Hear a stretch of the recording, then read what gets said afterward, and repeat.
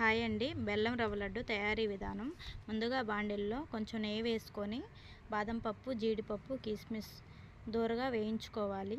వేయించుకున్న తర్వాత ఒక కప్పు ముంబై రవ్వను తీసుకొని దోరగా వేయించుకోవాలి. దాంట్లోనే కొంచెం పచ్చి కొబ్బరి తురుమును వేసుకొని దోరగా వేయించుకొని పక్కన తీసి పెట్టుకోవాలి. ఒక కప్పు బెల్లంను కొంచెం వాటర్ వేసుకొని లైట్గా పాకం వచ్చే వరకు తీసుకొని ముందుగా మనం రెడీ చేసుకున్న మిశ్రమాన్ని దాంట్లో మిక్స్ చేసుకొని రవ్వ లడ్డూలాగా రౌండ్గా చుట్టుకుంటే మనకి ఎంతో రుచికరమైన హెల్దీ రెసిపీ అండి. ఇది ఎప్పుడు చక్కెరతోనే చేసుకునే విధంగా కాకుండా ఈసారి బెల్లంతో ఈ విధంగా తయారు చేసుకోండి.